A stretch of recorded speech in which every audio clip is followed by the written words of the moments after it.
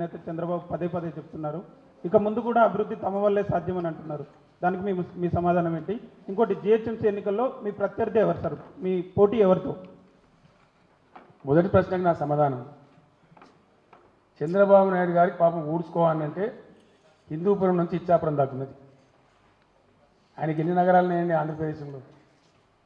హిందూపురం నుంచి మొదలుకుంటే ఇచ్చాపురం దాకా చాలా ప్రధానమైన పట్టణాలు కూడా ఉన్నాయి. తిరుపతి ఉంది, గుంటూరు ఉంది, వైజాగ్ ఉంది, విజయవాడ ఉంది, ఇంకా అనేక నగరాలు ఉన్నాయి. ఆయనకి ఇక్కడేం అవసరం అండి? నాకు అర్థం కాదు. ఆయన ఆంధ్రప్రదేశ్ ముఖ్యమంత్రి చేయాలంటే అక్కడ బోర్డంత పని ఉంది. ఇక మాదంతా ఉద్ధరించిన హైదరాబాద్ నగరం నేను ఊడుస్తాను రోడ్లు అంటే ఎవరు నమ్ముతారు? ఇది పనికి వచ్చేటువంటి వచ్చిన కాదు. ఒకటి, ఆయనకు అసంబద్ధమైన విషయం నేను భావిస్తూ ఉన్నాను. చంద్రబాబు నాయుడు గారు 9 సంవత్సరాలు ముఖ్యమంత్రిగా ఉన్నారు. మరి ఎందుకు ఇప్పుడు నేను చెప్పిన సమస్యలు పరిష్కారం కాలేదండి? ఎందుకు సఫిషియెంట్ డ్రింకింగ్ వాటర్ రాలేదండి? ఎందుకు విద్యుత్ కొరత తీరలేదండి? 9 సంవత్సరాలు చాలలేదా చంద్రబాబు నాయుడు గారికి? కాబట్టి ఆయన రాష్ట్రంలో ఆయన ఎంతైనా చేసుకోవచ్చు, ఆయనకు అవకాశం ఉంది. అసలు ఆయన ఇక్కడ ప్రచారానికి రావడమే ఒక అసంబద్ధం నా దృష్టిలో, అనవసరమైన ప్రయత్నం. చంద్రబాబు నాయుడు గారు తెలుగుదేశం పార్టీ వారి మామగారు కలిసి 17 సంవత్సరాలు ఉన్నారు. మరి 17 సంవత్సరాల సుదీర్ఘకాలంలో జరగని పనులు ఇప్పుడు మేము చేస్తామంటే ఆ పార్టీని ఎవరు నమ్మే పరిస్థితులు లేరు. అది జరిగే పని కాదు. ఆయనది వృధా ప్రయాస అని చెప్పి నా అభిప్రాయం. ఫలితం కూడా అదేవిధంగా ఉండబోతుంది. సార్ వేణు సార్ మీ పోటీ ఎవరితో? పలానా వాళ్ళు అని చెప్పగలిగిన పరిస్థితి మాకు కూడా లేదు. ఎందుకంటే అది మీరే చెప్పాలి. మాకంటే విజ్ఞత మీకు ఎక్కువ ఉంటుంది. మీరే చెప్పాలి దయచేసి. Sir Venu sir, Maha News sir. ఇతర ప్రాంతాల నుంచి వచ్చిన వాళ్ళని తమ బిడ్డలుగా చూస్తామని చెప్తున్నారు. అలాగే ఇతర ప్రాంతాల నుంచి వచ్చిన వారికి ఎటువంటి వివక్ష చూపకుండా పెన్షన్లు ఇస్తున్నారు, డబుల్ బెడ్రూమ్ ఇల్లు కూడా ఇస్తున్నారు. అలాగే భవిష్యత్తులో వారికి ఉద్యోగాలు కూడా ఇస్తారా? ఒకటి. రెండోది, మీరు 70-80 సీట్లు వస్తాయని పదే పదే ప్రచారం చేయడం వల్ల చాలామంది టీఆర్ఎస్ అభ్యర్థులు సరిగా ప్రచారం చేయడం లేదని కూడా అభిప్రాయం వినిపిస్తుంది. ఏమంటారు? ఇది మంచి ప్రశ్న అడిగినారు మీరు. ఇది ఆన్సర్ కావాల్సిన అవసరం ఉంది. నిన్న కొంతమంది కాంగ్రెస్ నాయకులు కూడా కొన్ని పాపం దురాశతో కొన్ని విషయాలు మాట్లాడారు. మా మిత్రుడు వి హనుమంతరావు గారు కూడా అన్నారు. ఉత్తమ్ కుమార్ రెడ్డి గారు కూడా పదే పదే పనిగట్టుకొని అదే మాట మాట్లాడుతూ ఉన్నారు. ఆంధ్ర వాళ్ళను మీరు రాక్షసులు అన్నారు, లంకలో పుట్టిన రాక్షసులు అన్నారు అని అన్నారు. హనుమంతరావు గారికి, ఉత్తమ్ కుమార్ రెడ్డి గారికి నాది ఒకటే ప్రశ్న. ఆనాడు తెలంగాణను ఎవరు వ్యతిరేకిస్తే వాళ్ళని నేను రాక్షసులను మాకు చెప్పిన మాట వాస్తవం. కేసీఆర్ ఎప్పుడు కూడా వెనుకకు ఓడు దాన్ని చెప్పిన విషయం మీద. ఎట్ ద సేమ్ టైం ఇదే కాంగ్రెస్ పార్టీ నాయకులు ఆనాటి సమైక్య పాలకుల అడుగులకు మడుగులొత్తుంటే సన్నాసులు, దబ్దమ్మలు, చవటలని కూడా నేను అన్నా. ఒక ఆంధ్ర వాళ్ళని అనలే. తెలంగాణను ఎవరు వ్యతిరేకిస్తే వాళ్ళందరినీ కూడా ఆ రోజు నేను విమర్శించిన ఉద్యమ నాయకుడిగా అది ఆ రోజు నా కర్తవ్యం. డెఫినెట్గా రెండవ పార్ట్ వాళ్ళు మాట్లాడడం 2014 2 జూన్ తెలంగాణ అవతరించింది. ఆ తర్వాత నేను ఒకటే మాట చెప్పిన, నిన్నటి వరకు టీఆర్ఎస్ పక్తు ఉద్యమ పార్టీ, సెమీ పొలిటికల్ అండ్ పక్తు ఉద్యమ పార్టీ. కానీ ఈరోజు పక్తు రాజకీయ పార్టీ. రాజకీయ పార్టీ నాయకుడిగా నేను చెప్తా ఉన్నా, హైదరాబాదులో ఉండే ఏ బిడ్డ అయినా మా బిడ్డనే. హైదరాబాదులో ఉన్నవాళ్ళు మలయాళీలు కావచ్చు, బెంగాలీలు కావచ్చు, కన్నడిగులు కావచ్చు, మహారాష్ట్రియన్స్ కావచ్చు, అట్లానే ఆంధ్ర ప్రాంతం నుంచి వచ్చిన మిత్రులు కావచ్చు, అందరూ మా వాళ్ళే, హ్యాపీగా ఉండండి అని చెప్పాను. ఆ తర్వాత జరిగిన అనేక సభల్లో కూడా చెప్పాను, proud to be a Hyderabadi and KCR is with you. మీరు ఎక్కడి నుంచి ఉన్నారో నాకు సంబంధం లేదు. మేము ఒక గౌరవప్రదంగా ఉండేటువంటి గర్వించదగ్గ హైదరాబాదీలమని చెప్పండి, మీ వెంట కేసీఆర్ ఉంటాడని నేను చెప్పిన. తర్వాత ఇంకో భాగం కూడా చూడాలి. మనం 18 నెలలు దాటిపోయి 19 నెలలు నడుస్తూ ఉంది ప్రభుత్వం వచ్చి. జంట నగరాలలో ఎక్కడ ఏదైనా సీమ చిట్టుకుమన్నదండి? ఎవరికైనా ఇబ్బంది కలిగిందా? అనవసరంగా లేని ప్రచారాలకు పోయి టీఆర్ఎస్ మీద దుమ్మెత్తిపోసే క్రమంలో చంద్రబాబు నాయుడు గారు మాట్లాడినారు, సెక్షన్ 8 ఇంపోజ్ చేయాలి హైదరాబాద్ మీద అని. హైదరాబాద్లో ఆంధ్ర ప్రభుత్వం యొక్క పోలీస్ స్టేషన్లు పెడతాను కూడా అని మాట్లాడినారు. మరి ఆయన ఇలా ఏ విధంగా కొట్లాడుతారో హైదరాబాద్ నాకు అర్థం కాదు. చంద్రబాబు నాయుడు లాంటి వాళ్ళు వచ్చి లేని ప్రాంతీయ కక్షల్ని రెచ్చగొట్టే ప్రయత్నం చేస్తే కూడా ఈ 19 నెలల్లో ఒక సింగిల్ కంప్లైంట్ కూడా లేదు. ప్రజలు హ్యాపీగా ఉన్నారు. ఎవరిని నిందించుకోలే, ఎవరిని దూషించుకోలే. కాబట్టి నా రిక్వెస్ట్ కాంగ్రెస్ నాయకులకైనా, టీడీపీ నాయకుడు చంద్రబాబు నాయుడుకైనా, మరొకరికైనా నాది ఒకటే రిక్వెస్ట్. హైదరాబాద్ ప్రశాంతంగా ఉంది. ఇక్కడ ఉన్న వాళ్ళందరూ మంచిగా హ్యాపీగా బతుకున్నారు. దయచేసి మీ చిల్లర రాజకీయాల కోసం, 4 ఓట్ల కోసం కకృతి పడి హైదరాబాద్ ప్రశాంతతకు భంగం కలిగించకండి. హైదరాబాద్లో ఉన్న హైదరాబాదీలంతా వారు ఎవరైనా సరే చాలా హ్యాపీగా ఉన్నారు, చాలా సంతోషంగా ఉన్నారు. చాలా కాలనీస్లో వాళ్ళే తీసుకెళ్ళి మేమంతా ఈసారి టీఆర్ఎస్కి ఓడేస్తున్నామని గర్వంగా చెప్పుకుంటున్నారు. కాబట్టి కలిసిపోయే వాళ్ళను, అన్నదమ్ముల్లాగా ఉన్న వాళ్ళను ఈ జిహెచ్ఎంసీ ఎన్నికల్లో మీ చిల్లర రాజకీయం కోసం 4 ఓట్ల కోసం పరిస్థితులు దెబ్బతీయకండి అని మాత్రం నేను రిక్వెస్ట్ చేస్తా ఉన్నాను. సార్ ఆదినారాయణ ముందుకు మీ ప్రశ్నకు ఫైనల్ సమాధానం ఏంటంటే భవిష్యత్తులో నిర్మించబోయే డబుల్ బెడ్రూమ్ ఇళ్ళు కావచ్చు, పెన్షన్లు కావచ్చు, అన్ని రకాల పౌర సదుపాయాలు కావచ్చు, అందరికీ సమానంగా వర్తింపజేస్తామని కూడా నేను తెలియజేస్తాను. Sir Adinarayana CVR news. Sir స్వయం ఎక్కడండి ముందు సార్ శ్రీనివాసరెడ్డి గారు సీనియర్ జర్నలిస్ట్ గారు చేతులు చెప్తున్నారు, వారిని గౌరవించడం మనం. మైక్ మైక్ మైక్ బాబు. నా ప్రశ్న ముఖ్యమంత్రి గారికి ఏంటంటే గత ప్రభుత్వాలు కూడా ఈ మురికి నీరు ప్రవహించే మూసీ నదికి మీద 300-400 కోట్లు ఖర్చు పెట్టాయి. కానీ ఇప్పటికీ ఇంకా 2 రోజులు అయితే వాసన ఇప్పటికే మొదలైంది, ఎండాకాలం రాగానే బాగా మొదలవుతుంది.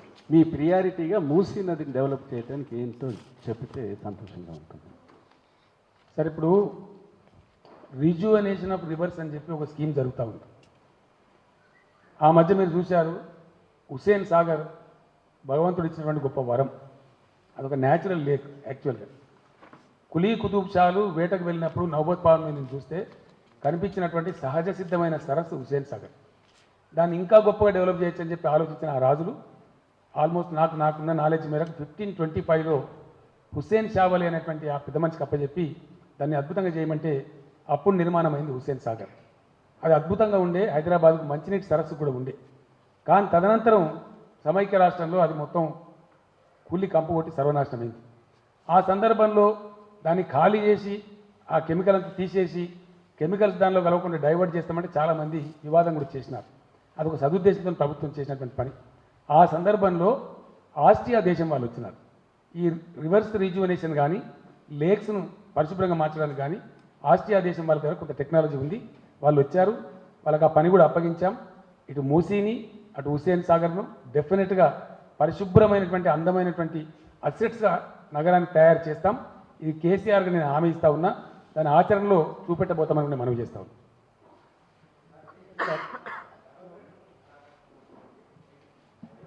Mic brother.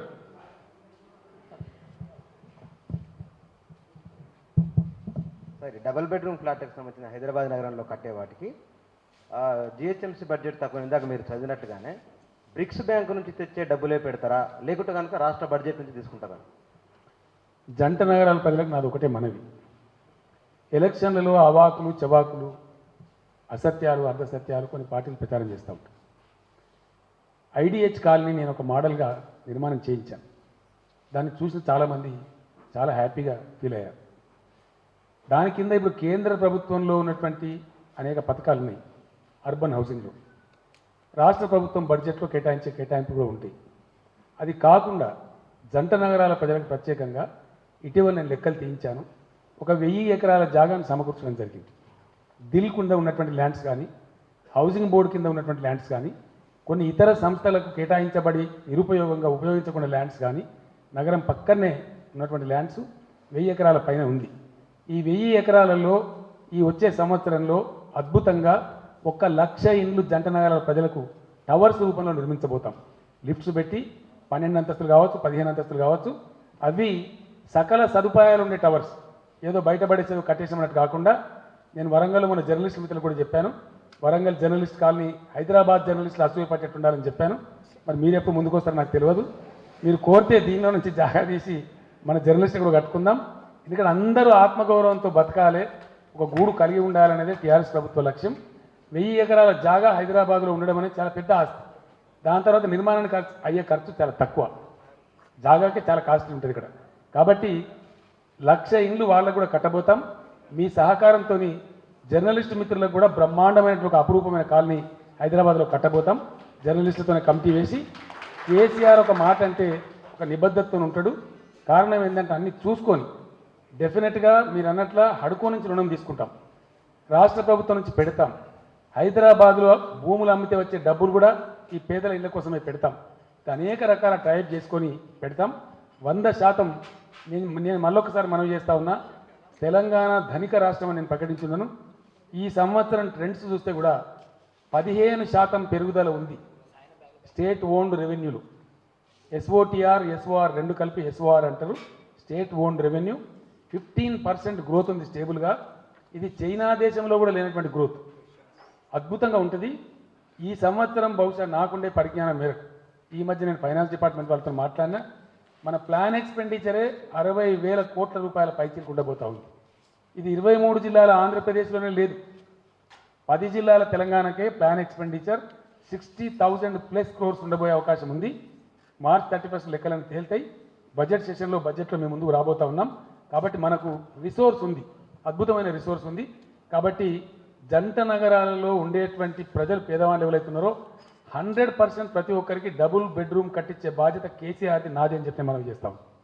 సార్ నేను బలరాం సార్ మైక్ సార్ నేను బలరాం 6 టీవీ ఇన్పుట్ ఎడిటర్. నేను ఇవాళ మీరు అధికారంలోకి వచ్చిన తర్వాత హైదరాబాద్ గురించి మీరు చెప్పిన కొన్ని మాటలు ఒక సగటు హైదరాబాదీని చాలా సంతోషపెట్టాయి. కానీ ఇవాళ మీరు హుస్సేన్ సాగర్ విషయంలో కానీ, లేకపోతే ఆకాశ హార్మ్యాలు కట్టడం విషయంలో కానీ, సెక్రటరేట్ బదిలీ విషయంలో కానీ, ఉస్మానియా హాస్పిటల్ కట్టడం విషయంలో కానీ మీరు చెప్పినాక ఆ తర్వాత అమలు జరగలేదు అనే ఒక అభిప్రాయం ఉంది. ఆ తర్వాత ఇవాళ మీరు హుస్సేన్ సాగర్ ప్రక్షాళన చేయడం కానీ, రైట్, సెక్రటరేట్ మార్పు విషయం కానీ, ఆకాశ హార్మ్యాలు నిర్మాణం కానీ, ఉస్మానియా హాస్పిటల్ కానీ, చెస్ట్ హాస్పిటల్ షిఫ్టింగ్ కానీ, వీటన్నిటి విషయంలో పూర్తిగా అమలు, మీరు చెప్పిన మాటలు అమలు జరగలేదు అనే ఒక అభిప్రాయం ఉంది. దాని ముందు సమాధానం చెప్తాను. ఎస్ ఒకటే ప్రశ్న అడగండి దయచేసి, కాంపౌండింగ్ అయితే కష్టమవుతుంది. 100% సెక్రటేరియట్, కొత్త సెక్రటేరియట్ కట్టబోతున్నాం. బహుశా నాకు తెలిసి ఈ జిహెచ్ఎంసీ ఎన్నికల తర్వాత ఫౌండేషన్స్లో కూడా నేనే వేయబోతా ఉన్నాను. దానిలో మీకు డౌట్ అవసరం లేదు. ఒక కొత్త సెక్రటేరియట్ కట్టాలంటే దానికి ప్రణాళిక, పద్ధతి, ఆలోచన, చాలా ఆర్కిటెక్ట్స్కి ఇవ్వడం అంతా కూడా ఉంటుంది. ఆశామాషి కాదు. 100% మీరు చూడబోతారు. ఉస్మానియా హాస్పిటల్ టవర్స్ కూడా రూపకల్పన జరిగింది. ఉన్న బిల్డింగ్ను ఉంచుతూ కూడా వెనకమాల 2 టవర్స్ కట్టవచ్చు అనేటువంటి జరిగింది. దానికి కూడా బహుశా ఈ ఎన్నికల తర్వాత నేను శంకుస్థాపన చేయబోతాను. ఆ కార్యక్రమం కూడా జరుగుతుంది. ఇంకా 2 ఏం చేయండి మీరు చెప్పి, అది ఆటోమేటిక్ అక్కడి నుంచి వెళ్ళిపోతుంది. సెక్రటరీ అక్కడ పోతే అది ఆటోమేటిక్ వెళ్ళిపోతుంది. దానికి కూడా రెడీ అయిపోయింది. నేను ఇందాకనే చెప్పినా, మీ క్వశ్చన్కి ఆన్సర్ వచ్చింది. ఆస్ట్రియా దేశం వాళ్ళకి దాన్ని అప్పగించినాం. 100% దాని ప్రక్షాళన కూడా జరుగుతుంది. నాది ఒక రిక్వెస్ట్ మీతో ఏంటంటే, మేము ఉన్నదే 18 months, ఇందులో 7 నెలలు అధికారులు లేరు. అసలు పాలన సాగుతున్నది కేవలం 10-11 మాసాల నుంచి. ఇందులో ఈ ప్లానింగ్ కానీ ఇదంతా కానీ చేయాలని టైం పడుతుంది. ఇంకో మాట కూడా నేను చెప్తా ఉన్నాను, ఈ మురుగునీటి వ్యవస్థ కానీ, జంట నగరాల్లో సాగునీటి వ్యవస్థ కానీ, ఈ రోడ్లు, ఫ్లైఓవర్స్, ఈ రకమైన వ్యవస్థ కానీ టీఆర్ఎస్ జిహెచ్ఎంసీలో గెలిచిన ఓవర్ నైట్ సాధ్యం కాదు. మేము ప్రజలకు అబద్ధాలు చెప్పం. ఇవాళ నేను చెప్పిన స్టామ్ వాటర్ డ్రైన్స్, లోతట్టు ఇళ్లలోకి నీళ్లు పోకుండా చెయ్యాలంటే ఈరోజు టీఆర్ఎస్ని గెలిపిస్తే కార్యక్రమాలు బలోపేతంగా మొదలవుతాయి. దానికి కనీసం 3-4 సంవత్సరాలు టైం పడుతుంది. ఈ 3 సంవత్సరాలు ఆ బాధ అనుభవించక తప్పదు ప్రజలు. వేరే వాళ్ళు వచ్చి చేయగలిగింది ఏం లేదు. ఈరోజు నేను ప్రభుత్వ అధినేతగా ఉండి మాట చెప్తా ఉన్నా, ఏదో ఓట్ల కోసం బాధ్యతారహితంగా అబద్ధాలు చెప్పేటువంటి అవసరం లేదు. అవి చాలా కొన్ని డికేట్స్ నుంచి ధ్వంసమైనవి. తెల్లారటాలకు రిపేర్ అయ్యేది కాదు. డెఫినెట్గా it takes time. At least TRS గెలిస్తే వచ్చే ప్రయోజనం ఏంటంటే ఆ కార్యక్రమం మొదలవుతుంది, ఆ దిశగా ఎజెండా మొదలవుతుంది. సార్ దర్ ఈస్ హైదరాబాద్ ఎలా ఉంటుందో మీరే చెప్పారు. ఇంటింటికి నీళ్లు అందించకపోతే 3 ఏళ్ల తర్వాత మళ్ళీ మేము ఓటు అడగమని చెప్పారు. 3 ఏళ్ళలో పూర్తవుతుంది. ఎలక్షన్స్లో జనరల్ ఎలక్షన్స్లో ఇంటింటికి నీళ్లు అందించకపోతే ఓటు అడగమని చెప్పారు. అదే తరహాలో మీరు ఈ డ్రైనేజ్ వ్యవస్థ ఇవి చేయకపోతే ఓటు అడగమని అంత ధీమంగా చెప్పగలుగుతారా? ఈ పూర్తిగా ఒకటి. ఇంకోటి మీరు చెప్పే స్కీమ్స్ అంతా ఆసరా కానీ, డబుల్ బెడ్రూమ్ ఇవన్నీ కానీ పేదల గురించి చెప్తున్నారు. కానీ ఇది విశ్వనగరంగా మారితే మధ్యతరగతి వాళ్ళు ఇప్పటికే అభ్యర్థితో ఇబ్బంది పడుతున్నారు. వాళ్ళ ఆ వర్గానికి సంబంధించి కూడా ఏమైనా ఇప్పుడు ఇష్యూ ఏంటంటే 2 అండి. ఇది ఒకటి, మీరు చెప్పిన దాన్ని బట్టి వర్షం కురిస్తే లోతట్టు ప్రాంతాల ఇళ్లలోకి నీళ్ళు రాకుండా చెయ్యకపోతే ఓట్లాడుగా అని మీరు చెప్తారా అని అన్నారు. నేను చెప్పా.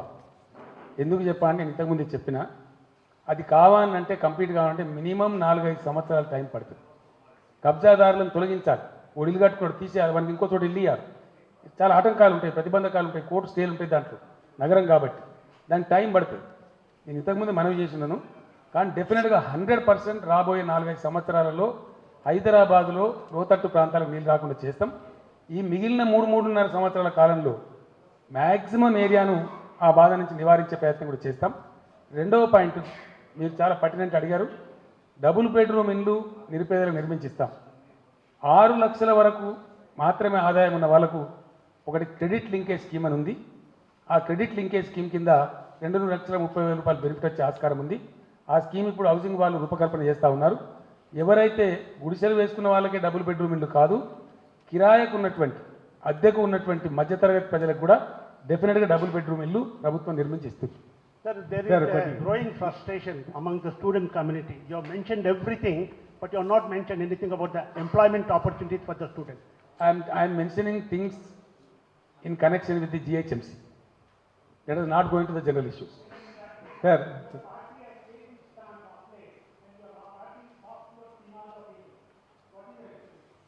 Definitely we are soft towards everybody who is living in Hyderabad. I believe people who live in Hyderabad are Hyderabadis and I love them. What is wrong?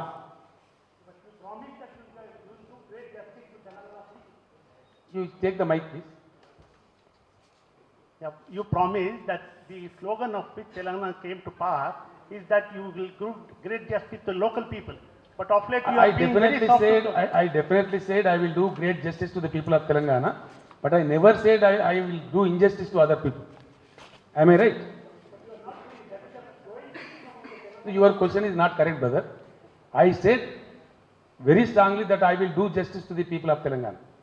But at the same time, I never said I will do injustice to others who live here. Isn't it? I am right, you are wrong. You are definitely wrong. You are provoking me against somebody. Why should I? Is it the way? Sir 2 bedroom double bedroom houses in హైదరాబాద్లో చాలా focus చేస్తూ ఉన్నారు. నిజంగా అంటే what is the demand మీద వచ్చిందంటే ఇంకోటి ఈ అప్లికేషన్స్ ఎవరికి ఇవ్వాలి? ప్రజలందరూ సెక్రటేరియట్ పోతున్నారు, ఎంఆర్ఓ ఆఫీస్ తిరుగుతూ ఉన్నారు, వాళ్ళకి ఎవరికి అది కన్ఫ్యూషన్ ఉంది. అండ్ సెకండ్ క్వశ్చన్ సార్ ఇంకోటి ఒకటే కాంపౌండింగ్ అవుతుంది. దిస్ ఈజ్ డబుల్ బెడ్రూమ్ ఇళ్ళ నిర్మాణం కోసం నేను ఇందాక చెప్పాను, 1,000 ఎకరాల జాగాను ప్రభుత్వం ఆల్రెడీ సమీకరించింది. So main input is over. దీని తదనంతరం చాలామంది నంబర్ నేను చెప్తే కూడా ఈరోజు గతంలో గృహ నిర్మాణ రంగంలో చాలా పెద్ద కుంభకోణం జరిగింది రాష్ట్రం. ఈరోజు నేను చాలా గర్వంగా చెప్తున్నాను, టీఆర్ఎస్ పార్టీ మంత్రులకు, పార్లమెంట్ సభ్యులకు, శాసనసభ్యులకు, శాసన మండలి సభ్యులకు నేను ధన్యవాదాలు చెప్తున్నా. మేము ఒక నిబద్ధత పెట్టుకున్నాం. బెనిఫిషరీస్ యొక్క ఎంపిక ఎట్టి పరిస్థితుల్లో రాజకీయంగా జరగవద్దు. This a great bold step, appreciable step taken by the TRS party. గ్రామాలు మేము సెలెక్ట్ చేస్తాం. ఒక ఎమ్మెల్యే గారు ఉంటే ఆయన కాన్స్టిట్యున్సీలో ఏ గ్రామంలో కట్టానో ఆయన నిర్ణయిస్తాడు తప్ప లబ్ధిదారులను ఎమ్మెల్యే నిర్ణయించడు, కేవలం అధికారులకు అప్పగిస్తాడు. ఒక్క రాంగ్ లబ్ధిదారులను మీరు సెలెక్ట్ చేసినా మీ ఉద్యోగం తీసేస్తామని చెప్పాం. అధికారుల కమిటీకి అప్పగించడం ఇది first of it's kind in the country. First time మన రాష్ట్రంలో మొట్టమొదటిసారి లబ్ధిదారుల ఎంపికలో రాజకీయ నాయకులు కలగజేసుకోవడం లేదు. నేను చాలా స్పష్టంగా చెప్తా ఉన్నాను. హైదరాబాద్లో కూడా రేపు బడ్జెట్ ప్రవేశపెట్టిన తర్వాత చాలా పెద్ద ఎత్తున ఇక్కడ ఇళ్ల నిర్మాణం చేయాల్సింది కాబట్టి కేంద్ర పథకాలది కూడా ఒక క్లారిటీ కూడా వచ్చేటువంటి ఆస్కారం ఉంది కాబట్టి 100% అధికారుల ద్వారా దీన్ని కలెక్ట్ చేస్తాం. ముఖ్యంగా రెవెన్యూ డిపార్ట్మెంటు ఇది కలెక్ట్ చేయడంలో యాక్టివ్గా ఉంటుంది. మేము ఒక కట్ ఆఫ్ డేట్ పెట్టి చెప్తాం. నేను చెప్పినప్పుడల్లా ప్రజలకు చాలా సందేహాలు వచ్చినాయి, ఇవి అయితే అని అనిపించింది. ఇంకొక మాట ఎందుకు చెప్తున్నా అంటే, నేను కరెంటు బాగు చేస్తామని చెప్తే జానారెడ్డి గారే చెప్పిన అసెంబ్లీలో ఇదో అద్భుతం అని చెప్పినారు. అద్భుతం జరిగింది. మళ్ళీ నెక్స్ట్ సెషన్లో నేను మాట్లాడితే ఆయన దగ్గర సమాధానం లేకుండా పోయింది. మేము చెప్పినప్పుడు అనుమానమే అనిపిస్తూ ఉంది. సకల జనుల మన సమగ్ర కుటుంబ సర్వే చేస్తే కూడా సాధ్యమని మాట్లాడినారు, కానీ సక్సెస్ఫుల్గా మేము చేసినాం. అదే పద్ధతిలో జంట నగరాలలో ఉండే లబ్ధిదారులు వాళ్ళకి ఎటువంటి ఇబ్బంది లేకుండా వాళ్ళ దరఖాస్తులన్నింటినీ కూడా ఎక్కడ చేర్చానో ఎవరికి ఇయ్యానో ప్రభుత్వం స్పష్టంగా చెప్తుంది, ఆ తేదీలు ప్రకటిస్తుంది. ఆ సమయంలో ప్రజలందరూ ఇక్కడ అప్లికేషన్లు ఇస్తే దాన్ని ఎంక్వైరీ చేసి నిజానిజాలు నిగ్గు తెలిసి నిజమైనటువంటి లబ్ధిదారులందరికీ ఇల్లు నిర్మాణం చేసి ఇవ్వడం జరుగుతుంది. సార్ మార్గం శ్రీనివాస్ టీవీ5. సార్ మీరు పొలిటికల్ టెర్రరిజంకి పాల్పడుతున్నారని ఈ ఆపోజిషన్ పార్టీలు చెప్తున్నారు, like your defections what ever it is. నేను ఏమంటున్నాను, ఇప్పుడు పొలిటికల్ టెర్రరిస్ట్ ఎవరో దేశంలో అందరికీ తెలుసు, ఎవరో ఆ పని చేస్తారో కూడా తెలుసు. ఇతర పార్టీల రాజకీయ నాయకులు మా పార్టీలో చేరుతున్నారు, పెద్ద సంఖ్యలో చేరుతున్నారు. నేను దీన్ని చూసేది ఏంటంటే తెలంగాణ శక్తుల పునరేకీకరణ కింద మేము చూస్తాం. కాబట్టి దాని టెర్రరిజం వాళ్ళు అనుకుంటే we leave it to their wisdom. Sir Hyderabad central యూనివర్సిటీలో పరిణామాలపై మీ స్పందన ఏంటి సార్? దురదృష్టం ఆ విధంగా జరిగి ఉండాల్సింది కాదు. తప్పకుండా బాధ్యుల మీద చర్యలు తీసుకోవాలి. సార్ బీసీ క్రిమిలేయర్ 6 లక్షలు అనేది నిర్ణయించారు కదా, దానిపైన మీరు ఎలాంటి నిర్ణయం తీసుకోబోతుంది మీ ప్రభుత్వం? మీరేమంటారండి? బీసీ క్రిమిలేయర్కి సంబంధించి 6 లక్షలు అనేది ఒక స్లాబ్ పెట్టారు కదా, దాని మీద ఏ నిర్ణయం తీసుకోబోతుంది ప్రభుత్వం? దానిలో ఎవరు నిర్ణయం తీసుకోవడానికి ఏం లేదు బ్రదర్. ఆల్రెడీ సుప్రీంకోర్టు జడ్జిమెంట్ కేంద్ర ప్రభుత్వం ఇంప్లిమెంట్ చేసింది, మిగిలిన రాష్ట్ర ప్రభుత్వాలు సచ్చుకుంటే ఇంప్లిమెంట్ చేయాల్సింది. Because it is supreme court judgement. Sir రాష్ట్ర ప్రభుత్వాలు నిర్ణయాలు చేయడానికి చేయకపోవడానికి ఆస్కారం లేదు, అది అమలు చేయాలంతే. మీరు 35,000 కోట్ల పథకాలు పెట్టారు. అంటే మీరు 3-4 ఏళ్ళ స్టామ్ వాటర్ డ్రైన్స్ మొదలు పెడితే చాలు, తర్వాత కూడా అవుతుంది అంటున్నారు. కానీ ఇవన్నీ ఖచ్చితంగా మేము 35,000 అంచనా వేసినప్పుడు ఎన్ని ఏళ్ళు పడుతుంది ఈ పథకాలు ఎగ్జిక్యూట్ చేస్తుంది కానీ ఏమైనా అంచనా వేస్తారా? డెఫినెట్లీ ఎన్ని ఏళ్ళు పడుతుందండి? It's very good question asked. ILFS అనే ఒక సంస్థ ఉంది, మీకు తెలుసు. ఈ మధ్యన నాకు వాళ్ళు కలిసినారు. వాళ్ళు ఒక 7,500 crores మేము ఇన్వెస్ట్ చేయడానికి సిద్ధంగా ఉన్నామని వచ్చారు. అదేవిధంగా హడ్కో నుంచి ఒక 2,000 కోట్ల రుణం తీసుకోవడం జరిగింది. దాంతో శివారు ప్రాంత మున్సిపాలిటీలకు ఇప్పుడు మంచినీటి పైప్ లైన్ నిర్మాణం జరుగుతూ ఉంది. అంటే 2 + 9.5 7.5 ఒక 9,500 కోట్లు ఆల్రెడీ ఆల్మోస్ట్ టైప్ అయిపోయింది. బ్రిక్స్ బ్యాంక్ దగ్గరికి మేము వెళ్ళాల్సింది. వెళ్ళినప్పుడు మరొక 22,000 కోట్ల ప్రతిపాదనలతో వెళ్తాం. వారు ఒకసారి ఎస్ అని నాడేస్తే ఈ కార్యక్రమాలకు కార్యాచరణ మొదలు పెడతాం. అది GHMC నిధులు ఎంత, ఈ డబ్బు ఎంత, ఈ భూముల అమ్మకం, BPS, LRS ద్వారా వచ్చే నిధులు ఎంత, వీటన్నిటిని కలుపుకుంటూ పోతాం. డెఫినెట్గా ఈరోజు GHMCలో ప్రజలు కనుక TRSకి అవకాశం ఇస్తే ఒక 5 నుంచి 6 సంవత్సరాల వ్యవధిలో అద్భుతమైనటువంటి అంతర్జాతీయ నగరంగా భాగ్యనగరం రూపుదిద్దుకుంటుంది. అది రేపే చేస్తాం, ఎల్లుండే చేస్తామని తెలివి తక్కువ వాళ్ళు చెప్తారు. నేను అట్లా చెప్పను, చేయగలిగిందే చెప్తా ఉన్నాం. దానికి మినిమం 5 to 6 years. ఎందుకంటే ఇది ఉన్న నగరం కాబట్టి ఇరవాలే అతకాలి. ఎక్కడ ఏది తీసేయాలి, ఎక్కడ ఏది యాడ్ చేయాలో చేయాలి. కాబట్టి దానికి ప్రాసెస్ ఉంటుంది, ప్రజలను కన్విన్స్ చేయాల్సి ఉంటుంది, టైం టేకింగ్ ఉంటుంది. అట్లీస్ట్ 5 to 6 years స్పాన్ మాత్రం డెఫినెట్గా అవసరం పడుతుందండి. ముఖ్యమంత్రి గారు ఒక విషయం అంటే నగరంలో భూమి దొరకటమే కష్టంగా ఉంది అని మీరు అంటున్నారు. ప్రజల మౌలిక సౌకర్యాలు కావచ్చు, ప్రభుత్వ కార్యాలయాలు కావచ్చు, ఒకనాడు నగర శివారులో ఉన్నటువంటి చెంచులగూడ జైలు కావచ్చు, లేదంటే రేస్ కోర్స్ కావచ్చు, ఇవాళ నగర నడిబొడ్డు కింద వచ్చింది. ఈ భూముల్ని స్వాధీనం చేసుకోవడం సాధ్యమా? స్వాధీనం చేసుకుంటారని వార్తలు వస్తున్నాయి. సాధ్యమా? ఆ రకంగా స్వాధీనం చేసుకుని అక్కడ ఎటువంటి అభివృద్ధి కార్యక్రమాలు నిర్మించాలని ప్రభుత్వం ఆలోచన చేస్తుంది? ప్రభుత్వం ఆల్రెడీ ప్రకటించున్నది. రేస్ కోర్సును ఎట్టి పరిస్థితుల్లో అక్కడి నుంచి తరలిస్తాం, అవుట్స్కట్స్ తీసుకెళ్తాం. ఆ ప్రక్రియ చాలా తొందరలోనే ప్రారంభమవుతుంది. వాళ్ళతో ఆల్రెడీ చర్చలు జరిపినాం. వాళ్ళు అక్కడ ఉన్నదేమో 138 ఎకరాలు, వాళ్ళు కోరుతున్నది 200 ఎకరాలు. కొద్దిగా తక్కువ తీసుకోమని చెప్పాం. వాళ్ళు చర్చలు జరుగుతున్నాయి. ఒకసారి వాళ్ళతో అగ్రిమెంట్ అయిపోతే రేస్ కోర్స్ తరలింపు అనేది ఆటోమేటిక్గా స్టార్ట్ అయిపోతుంది. చెర్లపల్లి జైలు దగ్గర మనకు ఒక 90 ఎకరాలు ఓపెన్ ప్లేస్ ఉంది గవర్నమెంట్కి. చెంచల్గూడ జైలుని అక్కడ తరలిస్తాం. పాత నగరంలో ఆల్రెడీ చాలా టైట్ పరిస్థితి ఉంది కాబట్టి ఈ 2 జాగాలు కనుక ప్రభుత్వానికి వస్తే సుమారు 170 ఎకరాల జాగా వచ్చే అవసరం ఉంటుంది. ఇక్కడ అది హిందువులకు కావచ్చు, ముస్లింలకు కావచ్చు, ఇతర పేద వర్గాల ప్రజలకు కావచ్చు, పాత బస్తీలో ఉండేటువంటి ప్రజలందరికీ విద్యాలయాలు తీసుకురావాలనే ఆలోచన మేము చేస్తూ ఉన్నాం. ఇందాక నేను చెప్పినటువంటి ఇన్ఫ్రాస్ట్రక్చర్లో భాగంగా కొంత స్థలం మరుగుదొడ్లకు కావచ్చు, కూరగాయల మార్కెట్ కావచ్చు, బస్ బేస్ కావచ్చు, వాటికి వాడుకోవాల్సిన చిన్న స్థలం దాని కొంత వాడుకొని ముఖ్యంగా పాత బస్తీలో ఉండే ప్రజల కోసం విద్యాలయాలు, కమ్యూనిటీ సెంటర్స్ కొన్ని తీసుకురావాలని ఆలోచన చేస్తూ ఉన్నాం. ఆ విధంగా ఆ స్థలాలు వినియోగించడం సార్ ఇక్కడ టీఆర్ఎస్ తన ఎన్నికల ప్రచారంలో ప్రధానమంత్రి ఒక్కసారి కూడా హైదరాబాద్కి కానీ తెలంగాణకు కూడా రాలేదు, కేంద్ర ప్రభుత్వం సరిగ్గా సహకరించట్లేదని విమర్శిస్తుంది. వెంకయ్యనాయుడు ఏమో ప్యాకేజీలు ఇస్తే లీకేజీలు అయ్యే అవకాశం ఉందని ఆయన విమర్శిస్తున్నారు. ప్యాకేజీలు ఇస్తే లీకేజీలు అయ్యే అవకాశం ఉందని చెప్పేసి ఆయన విమర్శించారు. ప్యాకేజ్ ఇస్తే దుర్వినియోగం జరిగే అవకాశం ఉందనే ఉద్దేశంతో ఆయన కామెంట్ చేశాడు. ఎన్నికల సమయంలో మాత్రమే టీఆర్ఎస్ కేంద్రం ప్రభుత్వంతో నిధులు రావట్లేదన్న అంశాన్ని ప్రస్తావిస్తుంది, కానీ మిగతా సమయంలో మాట్లాడట్లేదు అనేది బీజేపీ వాళ్ళు విమర్శ. ఇప్పుడే అందిన వార్త బ్రదర్, ఇవేంటి స్మార్ట్ సిటీసా? దేశంలో 20 స్మార్ట్ సిటీస్ ప్రకటిస్తే తెలంగాణలో ఒక్కటి లేదు. అదే ఆంధ్రలో 2 ఉన్నాయి. ఆంధ్రలో ఏమున్నాయి? కాకినాడ, విశాఖపట్నంలో, తెలంగాణ మాత్రం కాకెత్తుకపోయింది. ఇక దీనికి ఏం సమాధానం చెప్తారో వెంకయ్యనాయుడు గారు చెప్పాలా ఒకటి. ఇంకోటి ఏంటంటే దేనికైనా సరే ఒక హద్దు ఉండాలండి. కేంద్రం వివరించే తీరు కొన్ని సందర్భాలలో తెలంగాణ ప్రజలకు హట్టు చేస్తూ ఉంది. ప్రపంచ బ్యాంకు ఎంపిక చేసిందని ఒక కాకిగోల ప్రచారం చేసి పెట్టుబడులు పెట్టడానికి అనుకూలమని చెప్పి జార్ఖండ్ ఛత్తీస్గఢ్ కూడా ప్రకటించింది కానీ తెలంగాణను ప్రకటించదు. దీన్ని ఏమనుకోనండి, క్రిసిల్ రేటింగ్ అని ఉంటుంది, ఇతర సంస్థలు IRDA రేటింగ్ అని ఉంటుంది. వాళ్ళు తెలంగాణకు A+ ఇచ్చిండ్రు, AAA ఇవ్వడానికి సిద్ధంగా ఉన్నారు. TSI పాస్ కింద బ్రహ్మాండంగా ఉంది. ఇంక్యుబేషన్ సెంటర్ కడితే మైక్రోసాఫ్ట్ సత్యనాదెల్ల, రతన్ టాటా, సుందర్ పిచ్చయ్య లాంటి వాళ్ళు వచ్చి అభినందించిపోయింది. మరి కేంద్ర ప్రభుత్వం దాన్ని అభినందిస్తలేదు. మరి దానికి ఎందుకు దానికి సమాధానం వెంకయ్య నాయుడు గారు చెప్పాలి. పక్షపాత వైఖరి కూడా ఒక అంతు ఉంటే మంచిది. అంతు లేకుండా పొంతు లేకుండా మాట్లాడితే ప్రజలే జవాబు చెప్తున్నారు. కేంద్ర ప్రభుత్వ వైఖరి ఈరోజు ప్రధానమంత్రి గారే చెప్పిండు, మనం 2 ఏళ్ళు దగ్గర వచ్చింది కానీ ప్రజలకు చేరువ కాలేకపోయినాం, వారే ఒప్పుకున్నారు, పేపర్లలో వచ్చింది. మిగిలింది మధ్యలో 2 ఏళ్ళు ఇంకా మనం పరిగెత్తాలని చెప్తున్నారు. మరి ఈ విధంగా వారి పద్ధతి ఉంది, అడగలేదని చెప్తారు. అసంబద్ధమైనటువంటిది. అటువంటి చిల్లర ప్రచారాల ద్వారా ఇక్కడ కేసీఆర్ మీదనో టీఆర్ఎస్ మీదనో అప్పరాన్ని సాధిస్తామని బీజేపీ వాళ్ళు అనుకుంటే అది వాళ్ళ కర్మ, అది సాధ్యం కాదు.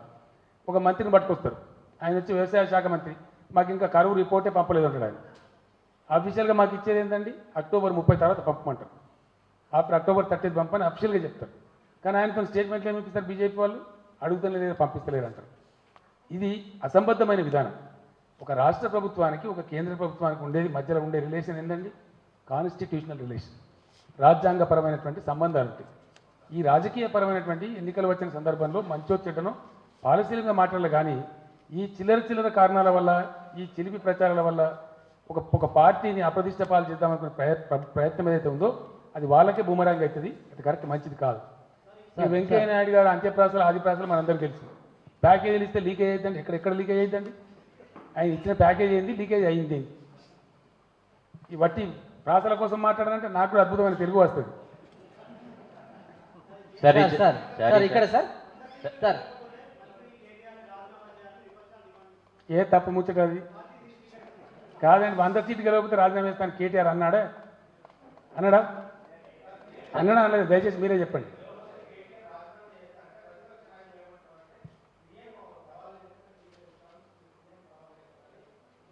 వాళ్ళు ఉన్న స్థాయికి సీఎం ఎందుకైనా నాకు అర్థం కాదు.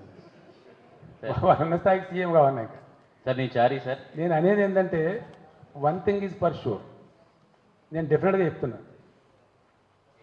Step 1, step 2, step 3 GHMC mayor పీఠం మీద గులాబీ జెండా ఎగిరిపోయింది, దానివల్ల ఆపలేదు. సర్వేలు చూస్తే డెఫినెట్గా సింగిల్ లార్జెస్ట్ పార్టీగా, అది 70 వస్తాయా, 60 వస్తాయా, 80 వస్తాయా, ఎన్ని వస్తాయో కానీ సింగిల్ లార్జెస్ట్ పార్టీగా 100% టీఆర్ఎస్ వస్తున్నది అనేది అన్ని సర్వేలు తెలియజేస్తుంది. ఈవెన్ ప్రతిపక్ష పార్టీలు చేయించుకున్న సర్వేలు కూడా తెలియజేస్తుంది. తర్వాత ఎక్స్ అఫీషియో మెంబర్ ఉండనే ఉంటారు, వాళ్ళు టీఆర్ఎస్కి ఎక్కువ ఉండరు, అధికార పార్టీకి ఎక్కువ ఉండరు. ఆ అడ్వాంటేజ్ ఆల్రెడీ ఉంది, అక్కడికే అయిపోతుంది. ఒకవేళ 75 దాటితే ఆడికే అయిపోతుంది. లేదు 75కు 4 3 తక్కువ పడితే ఎక్స్ అఫీషియో మెంబర్లతో ఆడికి అయిపోతుంది. స్టెప్ 2. స్టెప్ 3 మజ్లిస్ మేము మిత్రపక్షాలం అయితే వాళ్ళు గ్యారంటీ కొని గెలిచే సీట్లు ఉండనే అయ్యప్ప ఇంకెక్కడదా నాకు అర్థం కాదు. మీరు ఇంకో మనిషి గెలుస్తారు ఇక్కడ, ఇది అయ్యప్ప, ఇది తేలిపోయిన ఫలితం. ఏదైనా లెక్క ఉందంటే మొన్న నమస్తే తెలంగాణ పేపర్లో రాసింది, తేలాల్సింది ఒక సీట్ల లెక్కనే అని చెప్పి. సార్ నీ చారీ సార్, NTV టీఆర్ఎస్ ఇచ్చిన మేనిఫెస్టోలో ఇప్పటివరకు సాధారణ ఎన్నికల్లో ఇచ్చిన వాటిని అన్నిటినీ అమలు చేస్తుంది. అయితే గ్రేటర్ ఎన్నికల్లో ఇచ్చిన మేనిఫెస్టోలో ఒక అంశాన్ని పెట్టారు, ప్రైవేటు స్కూళ్ళల్లో కూడా ఫీజులను కఠినంగా తగ్గించే ప్రయత్నం చేస్తామనేది ఒకటి. ఇది మేజర్ సమస్య. రెండవది ఏంటంటే శివారు ప్రాంతాల్లో ఉన్నటువంటి వార్డులు కావచ్చు, కాలనీలకి HMDA నుంచి వాటర్ సప్లై ఇవ్వట్లేరు, దానికి సంబంధించినటువంటి చట్టాలని కూడా, పరిపాలనాపరమైనటువంటి చట్టాలని కూడా అసెంబ్లీలో మారుస్తామని 2 మేనిఫెస్టోలో చేశారు. దాని మీద మీరు బ్రీఫింగ్. డెఫినెట్గా బ్రదర్, ఇప్పుడు పాఠశాలలు మన దగ్గర పెద్ద వ్యాపార కేంద్రాలు, సామాన్య ప్రజలు చాలా ఇబ్బంది పడే పరిస్థితి ఉంది. ఇవి కోర్టులలో కూడా చర్చలు జరిగినాయి. ఈవెన్ సుప్రీంకోర్టు కూడా కొన్ని సందర్భాల్లో అనేక రాష్ట్ర ప్రభుత్వాలకు చురుకలు పెట్టింది. ఇది చాలామంది ప్రజల్లో కూడా ఒక బాధ ఉంది. కాబట్టి దానికి ఒక రెగ్యులేటరీ విధానం తీసుకురావాలని ప్రభుత్వం ఆలోచిస్తూ ఉంది. ఎటు పడితే అటు పేద ప్రజలకు రీచ్లో లేనంత దూరంగా మరీ కమర్షియలైజ్గా ఉండకూడదు అనేటువంటి ఒక మంచి అభిప్రాయం ఉంది. దాని మీద డెఫినెట్గా ప్రభుత్వం సీరియస్గా ఆలోచిస్తూ ఉంది. కడియం సిఆర్ గారు ఒక నిర్ధారణకు వచ్చినారు. బహుశా నేను అనుకుంటా నెక్స్ట్ క్యాబినెట్ ముందుకు ఆ ప్రతిపాదన కూడా రావచ్చు. వచ్చినప్పుడు దాని డెసిషన్ మీకు అందేటువంటి ఆస్కారం ఉంటుంది. రెండవది HMWS సప్లై చేసే నీళ్ళు ఏదైతే ఉందో, ఇప్పుడు జరుగుతున్నది యాక్చువల్గా ఏంటంటే ఔటర్ రింగ్ రోడ్ వరకు ఆర్డబ్ల్యూఎస్ డిపార్ట్మెంట్ నుంచి నీళ్ళు ఇవ్వాలని, ఔటర్ రింగ్ రోడ్ లోపల ఉండేటువంటి గ్రామాలు కానీ శివారు మున్సిపాలిటీలు కానీ హెచ్ఎండబ్ల్యూఎస్ వాళ్ళకి సప్లై చేయాలని చెప్పి ఒక ఫైనల్ డెసిషన్ గవర్నమెంట్ తీసుకున్నది. ఆ ప్రకారమే దాన్ని అమలు చేయడం జరుగుతుంది. సార్ మజ్లిస్ పార్టీ మీ మిత్రపక్షం అంటున్నారు. మజ్లిస్ పార్టీని అదే సమయంలో మతతత్వ పార్టీ అంటున్నారు. మతతత్వ పార్టీలను బహిష్కరించాలని కవిత గారు, కేటీఆర్ చెప్తున్నారు. అయితే మజ్లిస్ పార్టీ మతతత్వ పార్టీగా చూస్తారా, లేకపోతే మిత్రపక్షాన్ని మతతత్వ పార్టీగా చేసుకుంటారా? ఇక తత్వం ఏదైనా ఉండదు కానీ మాత్రం అయితే మిత్రతత్వంలో ఉన్నారు వాళ్ళు. కేటీఆర్ కవిత చెప్పేది అబద్ధం సార్, పార్టీ విధానం కాదంటారా? వాళ్ళు డైరెక్ట్గా శాసనసభలో ప్రకటించారు. అసెంబ్లీలోనే ఆ పార్టీ ఫ్లోర్ లీడర్ లేచి we are friendly party to TRS government, we are supporting TRS government అని చెప్పి ఒకటి.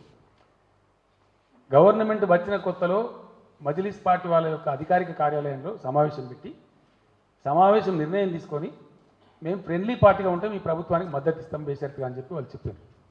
They are our friendly party అని అంతవరకే చెప్పిన. వాళ్ళ తత్వం ఏంది, వాళ్ళ రక్తం గ్రూప్ ఏంది, వాళ్ళ బ్లడ్ గ్రూప్ ఏంది, ఇప్పుడు బీజేపీ అని గ్రూప్ వాడు చెప్తాడు, మజ్లిస్ అని గ్రూప్ వీడు చెప్తాడు.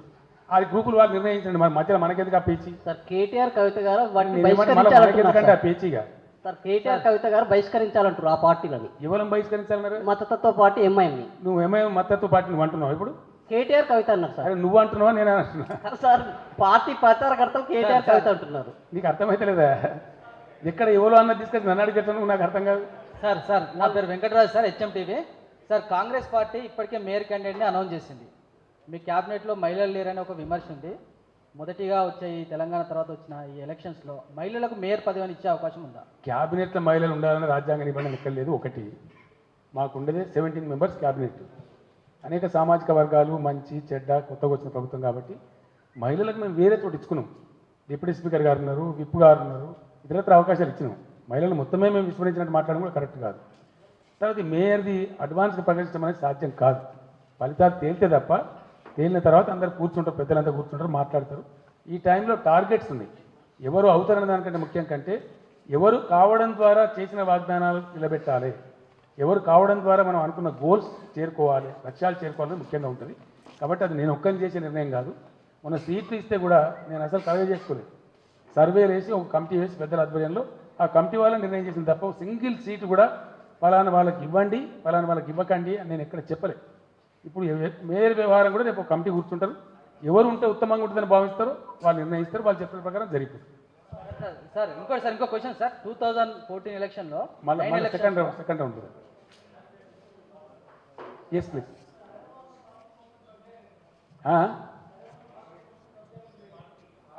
పార్కులు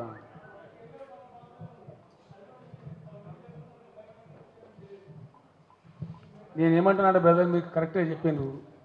హైదరాబాద్లో పార్కులు పోయినాయి, చివరికి ఈఎన్టీ హాస్పిటల్ కబ్జా కూడా జరిగే పరిస్థితి వచ్చింది. బొటానికల్ గార్డెన్ కూడా అమ్ముకున్నారు. నేను చాలా కష్టపడి మొదలు దాన్ని తిరిగి తెచ్చినాము. ఈ మధ్య అంత సమీక్ష చేసినాము. ఉన్న పార్కులను పరిరక్షించి కేబీఆర్ పార్క్ లాగా వాక్ స్పేస్ ఏర్పాటు చేసి ప్రజా సంఘాలకు అప్పగించమని చెప్పినాం. డెఫినెట్గా రాబోయే రోజుల్లో మీరు చూడబోతారు. తెలంగాణకు హరితహారం కింద ఆ కార్యక్రమాన్ని ముమ్మరం చేస్తాం. మంచి లంగ్ స్పేస్ క్రియేట్ చేస్తాం. ఎకలాజికల్ బ్యాలెన్స్ కోసం కూడా ప్రయత్నం చేస్తాం. మళ్ళీ రౌండ్ అడగాలి. Sir, Ashish Desai, sir, from India Today. I'm having two questions for you. First, on GHMC election, how sure you are and how much seats you are expecting in this election. Second is on HCU, Hyderabad Central University. Almost all political parties and different states CM visited the university. You are still silent, or even you and your party is kind of having distance from the university, sir. See, we are not silent. I am a government, you must know it. As a government, I have already acted and taken the required steps, number one. Number two, personally visiting or not visiting, that's not an important thing. But government means I have so many wings to reach and control things over there, number one. Number two, we are definitely sure of winning the mayor position of GHMC. Our party TRS will certainly emerge as a single largest party. And my supplementary questions are regarding Next round, please. Next round. Small one, sir. Next round, please. Let others get the part. Sir నేను Shivakeshav sir